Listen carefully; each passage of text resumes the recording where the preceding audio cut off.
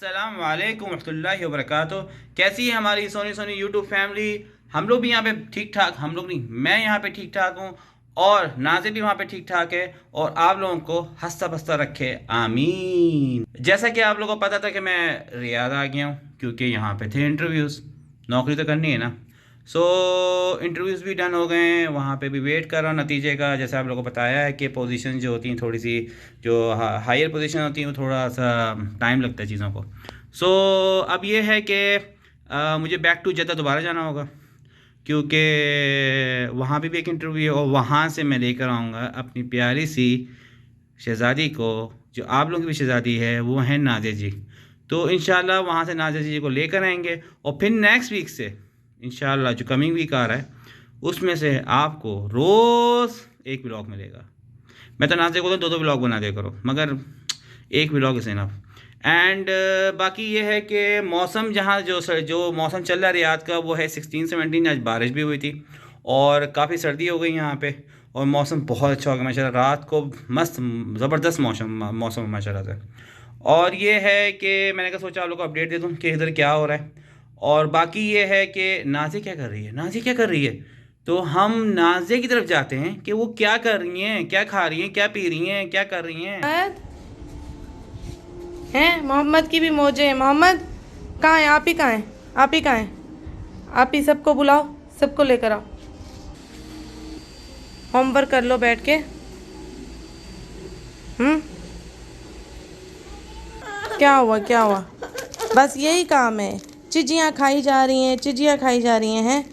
Open करके दो, homework कर लो बैठ के आराम से।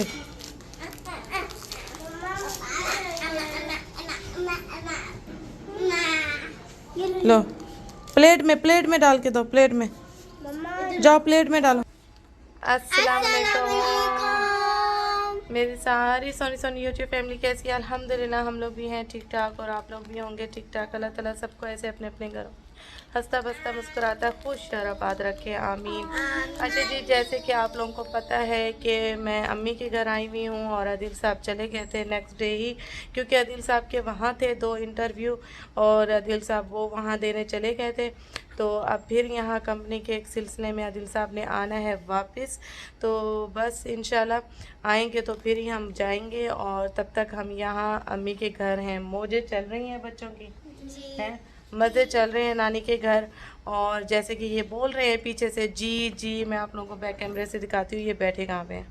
क्या हो रहा है? हैं अम्मा नहीं, ये क्या हो रहा है? जी आमीन, क्या बोल रहे हो आप? क्या?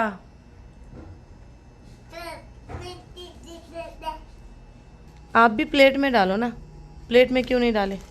जाओ प्लेट में डाल के खाओ, शाबाश। अच्छा, मुझसे काफ़ी लोगों ने कमेंट्स में पूछा था कि आपकी अम्मी कहाँ रहती है, आपकी अम्मी कहाँ रहती है। मेरी अम्मी जिद्दा में होती है और मैं रियाद में होती हूँ।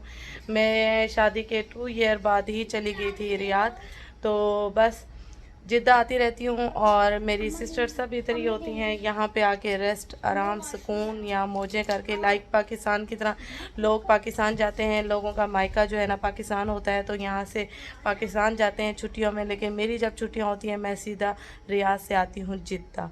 और बस यही अपडेट है कि यहाँ थोड़ा सा आप लोगों को मेरे चेहरे में भी फ्रेशनेस नज़र आई होगी, क्योंकि मेरे देखने वाले व्यूवर्स जितने भी हैं वो काफ़ी मुझे नोट करते हैं, मेरे चेहरे को देख के यही कहते हैं आप बहुत थकी हुई लग रही हैं, आप बहुत टेंस लग रही हैं। लेकिन यकीनन मेरा ये क्लिप देख के आप लोगों को बहुत खुशी होने वाली है, क्योंकि मेरे चेहरे पे बहुत फ्रेशनेस आप लोगों को नज़र आएगी।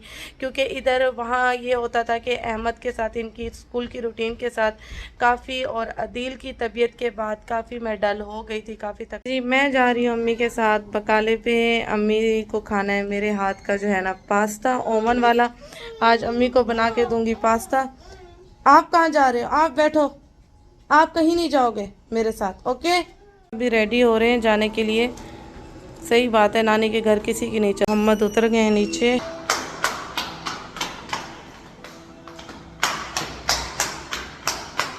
वो जा रही हैं अम्मी और ये मोहम्मद साहब।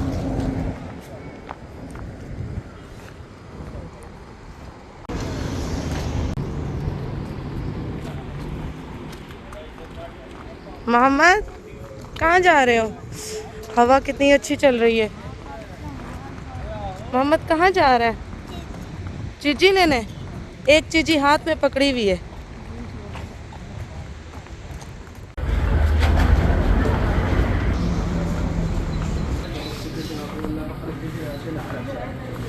इधर इधर जाओ। ये अम्मी के घर के पास ही बकाला खुला है, बड़ा सुकून आ गया कि बंदा पैदल चल के आके, और ये 24 आवर का है। मिनी सी मार्केट है कि सुकून है कि यहाँ पे पैदल चल के, जैसे कि मेरी अम्मी के घर कोई है नहीं लेके आके जानते हैं कि सामान, उनको गाड़ी वाला कोई बंदा नहीं है कि घर में गाड़ी हो और लेके जाए सामान। तो ये है कि अम्मी यहाँ आ जाती हैं, पैदल सामान ले लेती हैं यहाँ से। मोहम्मद क्या उठा रहे हो? कहाँ लिखा है? यहाँ मुर्गियों की इन्होंने प्राइस ही नहीं लगाई हुई, जबकि मार्केट में प्राइस होती है और पता चलता है कि कितने की है। अब ये रिसेप्शन पे पूछनी पड़ेगी कि कितने की है। ये 11 रियाल की है यहाँ पे, बहुत महंगी है, जबकि मार्केट में सस्ती मिलती है। एमरजेंसी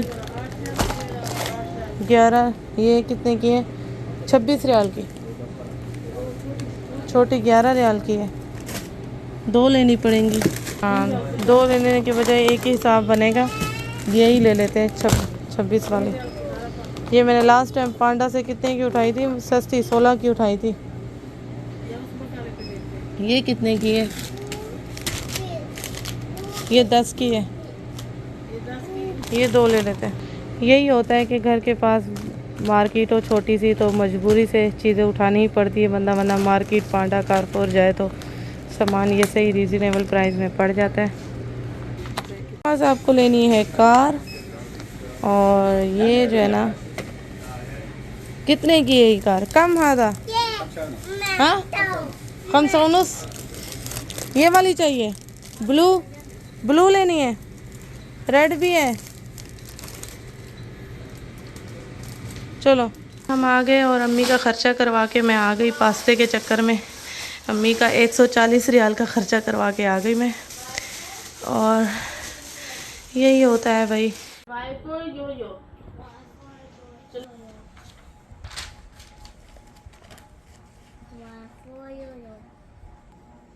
जी गए हैं पैदल और अच्छी सी ताज़ी सी हवा भी खा के आए हैं, और अम्मी के साथ की कर आई शॉपिंग और मज़ा आया खूब। होता यही है कि हम अकेले रहने वाली जो लड़कियां होती हैं, वो जब परेशानी हो, मुश्किल हो, तो हम लोग सोचना बहुत ज़्यादा शुरू कर देते हैं, और हम अकेले होते हैं, बच्चों को भी देखना होता है।